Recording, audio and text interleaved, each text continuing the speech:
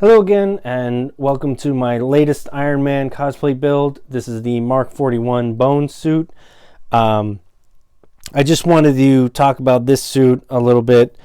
As of right now, as of recording this video, I have physically finished making every piece needed for this suit, with the exception of the hands, and that's just because I haven't gotten the gloves yet, and I haven't made the repulsor lights for those yet. So once I do those things, then I'll work out the hands. But on the subject of the hands, all the fingers I'm using on this one are going to be 3D printed, and I have already 3D printed those fingers. So those are pretty much done, or the hard part of the hands is pretty much done. The rest of it will go pretty smooth. But with the exception of those pieces, everything needed to make this suit wearable is physically here. I just finished the neck tonight, so I thought, what the hell, I'll do a little overview video on it, just showing what I've done so far and maybe how I'm going to change this in comparison to the suits I've made in the past. So jumping right in, right now this suit is all taped together, holding it onto the mannequin. After tonight, I will be taking this all apart and cleaning everything up, heat treating it and sanding some parts to make it nice and smooth and ready for paint.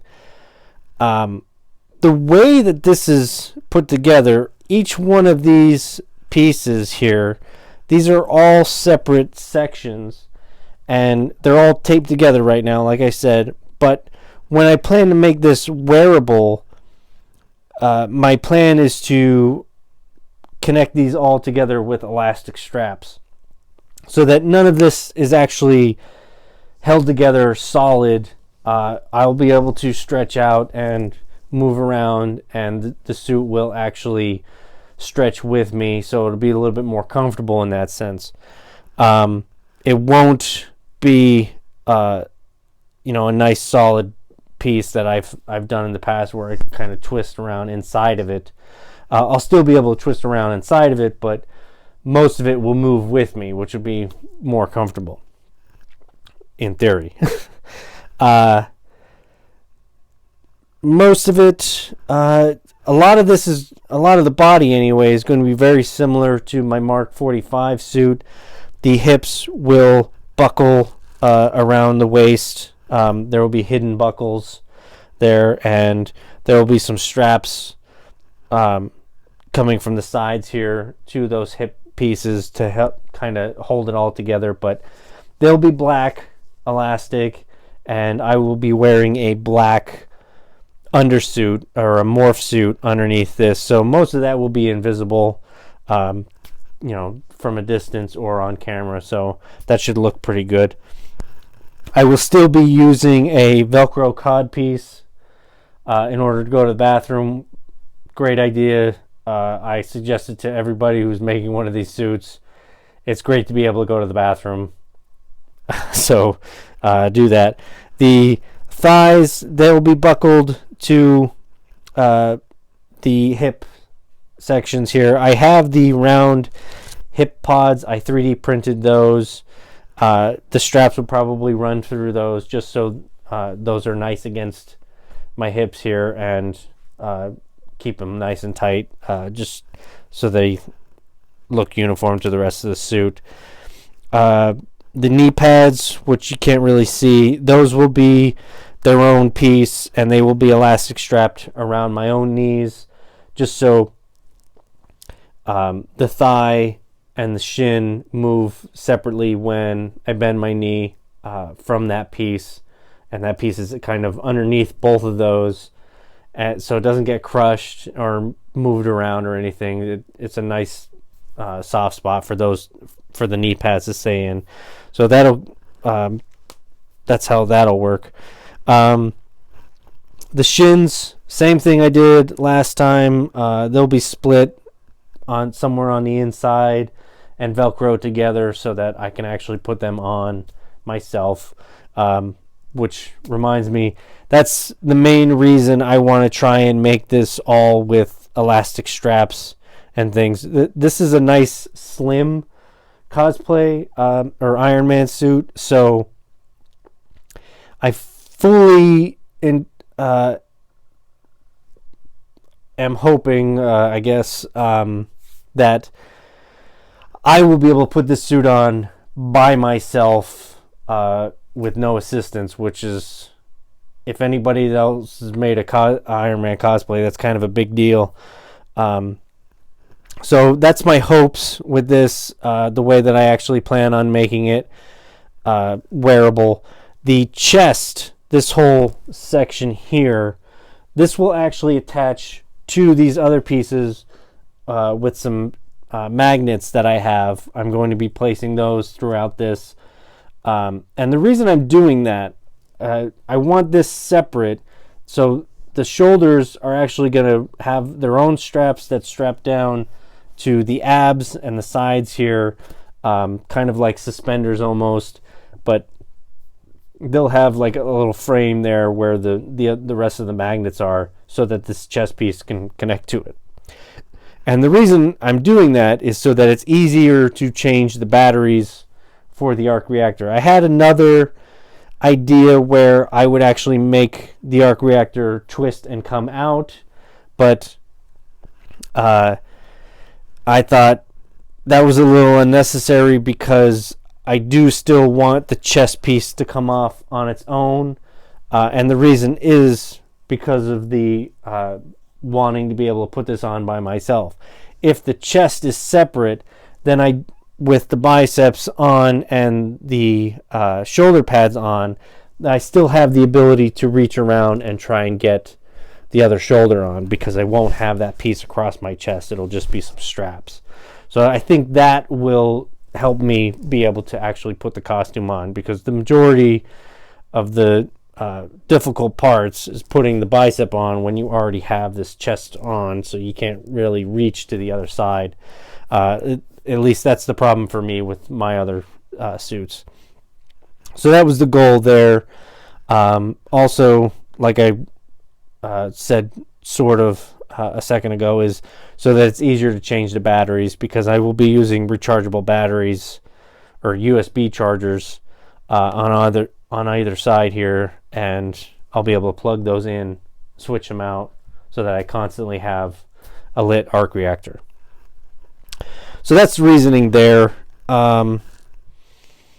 Just about everything else will be pretty simple. The forearms, they kind of just slip on, and then there's a wrist piece. I have one right here. This wrist piece here will separate in the middle, and that'll have an elastic strap going around through it, so I can put my arm through it. The wrist will stretch open so that my hand can get through, and then it'll tighten back down once it's gotten past my hand, and that will basically, the wrist will basically hold it in place, because that'll be nice and tight. And that's pretty much all that's going to be holding those on. There's not a lot going on in the forearm, so that should really do it. The boots this time around, I'm using an old pair of Reeboks that I had. Previously, I had been using Converse All-Stars, which are the worst thing to be walking around Comic-Con in my opinion, after wearing them 2 years in a row in an Iron Man cosplay. They are not comfortable after several hours of walking around when you're wearing a suit that really doesn't sit well in a chair or anything. So this time I'm going with these old Reeboks. I just had these in storage. They actually had some partial red paint on them. I think they were some shoes I was wearing when I painted my first Iron Man cosplay. So I haven't worn these in a long time, so they were okay to sacrifice to the Iron Man suit here. I followed the same setup I did with my Mark 45, but this time I only did half of the boot. The rest of this boot is covered by the shin. So you can see here, it's really, the rest of it is really not visible, and the parts that are visible, you know, they look pretty okay, you know, once they're painted black. So I'm gonna cheat a little bit there, as far as that goes. Sorry, I'm trying to put that away. But what I've done here, like I was started to say, is same thing I did with my Mark 45. I took a 3/4 inch piece of elastic band, and contact cemented that every few inches around the shoe. So it's only, you know, here in the very front, and then two spots on the side, and then this foam section is hot glued in between each one of those contact cement sections. So it's actually flexible, you know, when the boot moves around. So the foam can actually move around rather than the foam tear when I take a step and bend the toe section of the foot. So it kind of moves with it. And there's also another elastic strap, thinner one, around the back of it, and that kind of just holds these round side pieces here nice and tight, just so it looks nice. But that's, you know, pretty much the same concept I used with the boots last time. It works really well. I didn't have any tearing last year. There was only one small crack, and that was because the paint got kind of cold one time, so it cracked. But that survived, you know, walking around Comic-Con for about 10 hours. So that, I'm going to stick with this. It worked really, really well. So that's my number one suggestion right there if you're making your own boots. Now, I have, with the rest of these, I have taken the laces and I ran the original laces straight down all the little lace holes here, and just made a big U where I was able to take an elastic strap and strap that around, or, you know, around the shoe. So these are non-tieable shoes, or shoes you don't have to tie anyway because they're elastic straps. And I'm going to put a Velcro strap around the very top here. I've been walking around in these the past couple of days, testing them out to see how well that works, and they're not coming off my foot at all. So I don't really feel like I need the Velcro on the top, but I think I'm just going to do that for a little bit, added security to hold the boot on, just for the heck of it. So that's what I'm doing there, and they're working out really well. They look pretty good in comparison to the rest of the suit, so, or with the suit anyway. So that's the foot. Trying to think of if there's anything down there.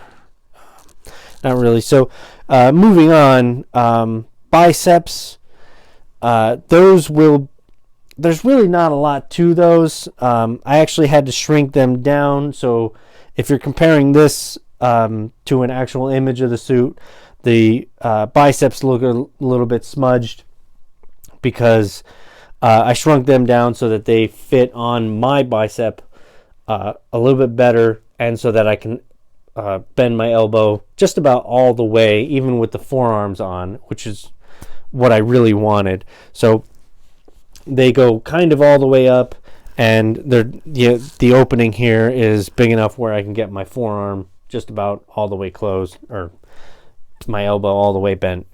And that's just for more movability. My plan with that, like I said, with being able to take the chest off separately, is to be able to put both sides on by myself, and to be able to take the helmet off. And the way that I figured out how to accomplish that is because the shoulder pads are these like frame sections. What I did here is I used these pieces of hardware called T-nuts, and it's just a little aluminum screw and a T-shaped nut that goes on the other end. They're about 1 inch long, and I ran them through as a hinge on either side of them, and that allows the bicep, or the, sorry, I'm totally off topic, wrong words here. That allows the shoulder pad here to move around. Now, it's not going to be loose after it's all painted and such like it is right now. I'm going to add elastic string to the back inside of this on either side of it, holding this top piece to this bottom piece around the inside, and there will be stops on the very bottom. So this will be as far as it can stretch, or the elastics will be trying to pull it closer, it kind of trying to pull it straight, but this will be where it stops, and it'll be able to stretch upwards. So it'll be able to stretch like that, which will allow me to raise my arms all the way up with the suit on, and the elastic string will pull them back down into their rightful place. In theory. I haven't put the elastic on there yet, but as of right now, they do move really well. So I don't really feel like it's not going to work once I put the elastic on there. I feel like it's going to work pretty well. With any luck, I can have the shoulders and the biceps on at the same time and be able to actually physically lift the helmet off, which will be really, really great, because I'll be able to put pretty much the whole suit on and then add the helmet, rather than do most of this, put the helmet on, and then try and finish up putting the rest of the suit on with the helmet on. So that's going to help a lot. The electronics for the helmet are going to be wireless. I should be getting those parts soon, so that will be a wireless control, so there won't be any wires to deal with. So I'll be able to even have the gloves on when I take the helmet off, so that'll be even better. So that's what I'm going to do there. On the neck here, I'm sure you could see this blue painter's tape holding it together on the front. What I'm going to do there, it's the neck actually continues around to the back, and there's a section in the back that's held together with elastic, like everything else. But what I'm going to do on the front here is I'm going to get some 4-stretch cosplay fabric, some black, and I'm going to add that to the front. The neckline I had for my last suit, I had the front piece be a separate piece, and that was elastic strapped to the sides of the neck, and then it velcroed around the back.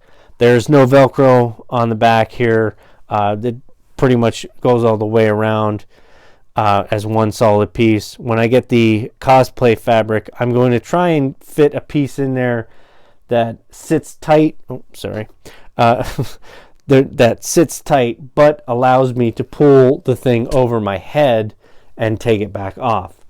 If I can make that work, if I can make that work, I'll just leave it at that. But if I have to have the fabric cut to a small piece and it can't quite stretch over my head, or rather stretch back off of my head, might be able to get it on, might not be able to get it off, but I want to have the front of it be as stretchy and open as possible. That's where the throat is.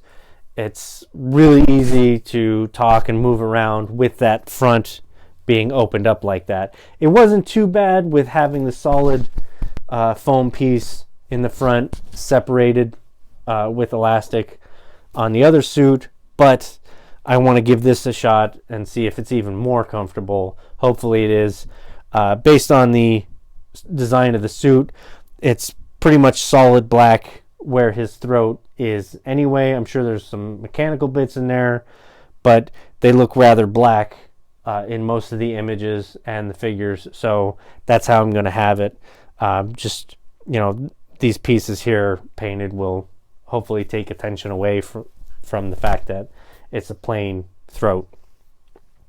But again, that's just for comfort, and that's what I plan on doing and trying to make that work. So I think that's pretty much it as far as, trying to make this one wearable, or how I'm going to make this one wearable. Let me think. Rest of the overview of this, I have already started 3D printing and sculpting and molding and casting all the little nooks and cranny bits and pieces and all the things that go inside here. I've already started doing that. I have over 250 separate pieces at least, with more to come.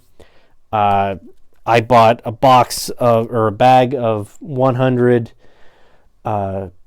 screw heads. They're little plastic button head screws or binder head screws. I'm going to cut them, and they're going to go around there. So that's 100 just on its own. So that brings the number up to like 350, plus all the 3D printed parts I have in this. And then I will be adding even more parts.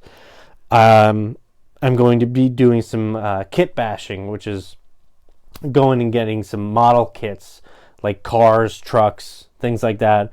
I'm going to be hunting for NASCAR trucks or cars, and then also the truck style stock cars.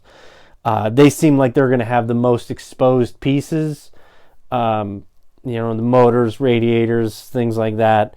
I'm going to be taking those pieces and trying to find places where they're going to go. But the majority of the parts are already made. So, like I said, this is to the point where I can take it all apart, sand it, and get it ready for paint. Once it's painted, all those parts, they're just going to get glued right on. So this is going to go really fast now. This took me a couple of months to get to this point, but now I'm at a point where once I get it painted, it's just a matter of taking all those pieces and gluing them into place and making sure they're nice and secure and where they belong, and this one will be done. So I don't expect this to take very long. The electronics might take a little bit. I've done pretty much all of them before, so I'm kind of prepared for what can and will go wrong with those, but I have plenty of time to work on those before the cons that I want to wear this at. So that's that. And on the electronics, the arc reactor is already done. You can see that in one of the other videos. It's done in the sense that it's programmed and ready to go. I have a bunch of the pieces 3D printed and ready to put together, but I haven't put anything together yet because I needed to order a magnifying glass 3 inches in diameter. I love using magnifying glasses on the arc reactors. It's just that nice shape of the glass just looks great. I don't know if the magnification does anything with the lights to make it a little bit brighter or to cast it out or anything. I don't really care about that. I just think they look great. But I should be getting that in a few days. So that's what I'm waiting for there. That could be finished. Now that I've been talking about this, I remember the 3D printed parts.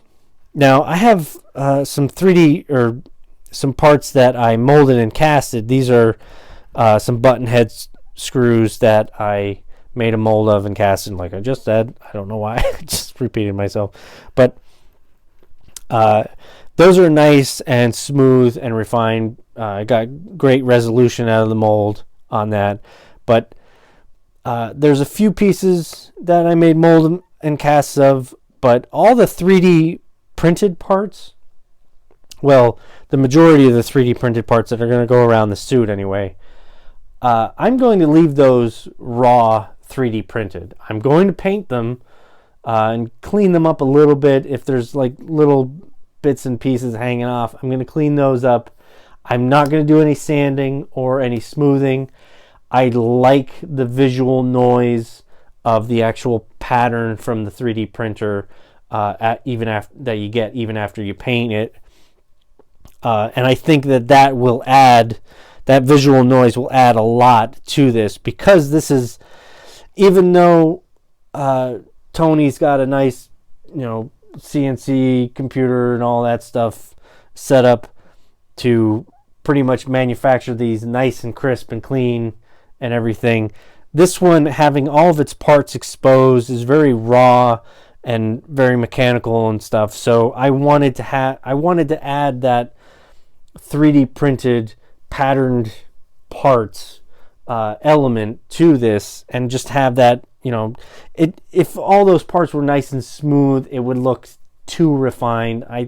In my opinion, it would look too refined. So I wanted to have those just be straight painted right off of the 3D printer. So that's what I'm doing. It's not out of laziness. I could easily just take them out to my belt sander and smooth them all up, or hit them with acetone, and all the little tricks and stuff, but I don't want to. I want them to look the way that they do out of the 3D printer. I think that with this suit in particular will look great. I think that visual will add a lot to this. Some of the other things, I have some active wire mesh. It's a sculpting material. It's a wire mesh for sculptors and stuff, and I'm using that for all the sections that have metal grills in them. There's tons in the legs, there's some in the arms, there's a lot in the back, and then there's some little bits in the front. I'm using that throughout the suit. I still have yet to, I want to test a theory out on it. I want to try and thicken the wire up a little bit. It's really thin wire, and it's very close, the pattern that I want for the grill, or all these grills and vent sections, but it could stand to be a little bit thicker and a little bit rounder in the sense of the holes. The holes I think are diamond shaped. So what I'm going to try to do is hit all that great material with some spray-on Plastidip, and try and see if that puts a little thickening on all the wires, and maybe even rounds the spacing out a little bit, the way that it webs. I'm hoping that it'll round it out a little bit, make it a little bit less diamondy. That's just an experiment. If it doesn't work out, they still look great just in diamond shape, but I'm going to try and hit them with the Plastidip and then the spray paint to get them back to silver. But I think that they're going to look great. And I have some 3D printed grills. They're a larger round shape. They're maybe like 8 or 9 centimeter or millimeters in diameter, and they go in different sections throughout the suit. So they're a different size, so I went with some 3D printed stuff. But yeah, like I said, the majority of the little bits and pieces and stuff are already done and ready. So yeah, this suit's going to go really fast now that I'm at the point that I'm at. So look for that coming up soon. Hopefully I'll do some more videos as I progress and paint this. And I'm also going to be doing, before I even hit it with paint, and after the heat treat, I'm still going to hit it with soldering iron with a different tip to do some extra detailing stuff in some of these parts. But it's pretty much ready to go. So that's my progress report on this suit. I hope you enjoyed it, and I hope you look forward to seeing this progress. I certainly do. From what I can tell on the internet, through the Replica Prop forum and Instagram, there's only one guy on Instagram who's attempting to make this same suit, and he's not much further. I wish him the best of luck, because this is crazy. This is a crazy project. There's lots going on here, and it took me a while to get to this point from scratch. So, you know, do your thing, man. I can't wait to see. I hope you progress even further, and I can't wait to see how your suit's going to look. As far as replica prop, there were some people that made some posts about it. They started the 3D models and stuff, but they kind of petered out and died. It's disappointing because this is a great suit, great figure. I would love to have seen this worn by other people. I hope that me doing it inspires other people to do it, because there are way better suits than mine. I don't have any illusions about that, but I think this looks great for me. But I know that I'm sure there's lots of people out there that can do this way better, and I would love to see it, just for comparison and just for the love of the suit and cosplay and Iron Man. I would love more people to be doing this kind of stuff, but it does kind of feel special that currently I am the only one with it. Hopefully that doesn't last long, like I said, because I'm a big fan of all this, and I hope other people make it. So anyway, thanks for watching, and look for updates. See you later.